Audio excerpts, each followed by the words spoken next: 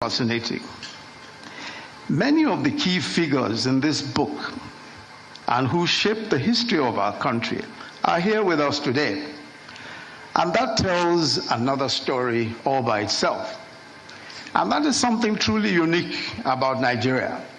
Our ability to move beyond the past, no matter how bitter and no matter how adversarial our past relationships may have been, and to still come together. So seated amongst us here today is General Yakubu Gowon, who became Nigeria's head of state at the age of 32 and led the country for 9 years. His government was overthrown in 1975 by a coup involving the then Brigadier Olusegun Obasanjo and the then Brigadier Theophilus Danjuma, and the author himself, I confirm, the then Lieutenant Colonel Babangida, who was then commander of the newly formed Armored Corps. Also involved in that coup were the then Lieutenant Colonels Muhammadu Buhari, Lieutenant Colonel Sani Bello, who is here also, and Lieutenant Colonel Sani Sami. Yet here we are today with former President Obasanjo, General Danjuma, and of course the author himself present, not as adversaries of the author, but as witnesses to history, celebrating a fellow statesman.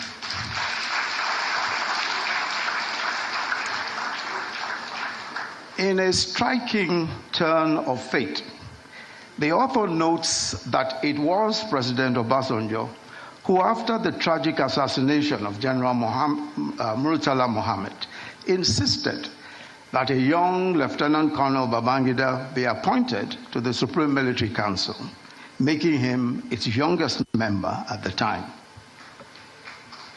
Also represented here is the immediate past president, Muhammadu Buhari, another leader whose path intertwined with Babangida.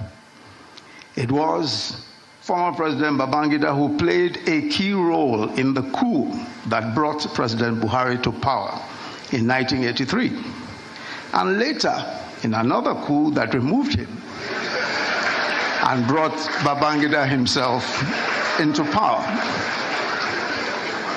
Yet today, President Buhari is represented at this occasion, celebrating the man who overthrew him and detained him for 3.5 years, his one-time old adversary, former President Babangida. And then, of course, there's a gentleman here who was an elected senator in 1992 in the course of Babangida's transition program. When Babangida annulled the 1993 election and General Abacha took over and dissolved the Senate, that senator tried to reconstitute the Senate in resistance to the dissolution. He was detained, charged to court. He escaped into exile. Today, he is also here to celebrate with his former tormentors. But as President, Commander-in-Chief of the Armed Forces of the Federal Republic of Nigeria, President Bola Ahmed Tinubu.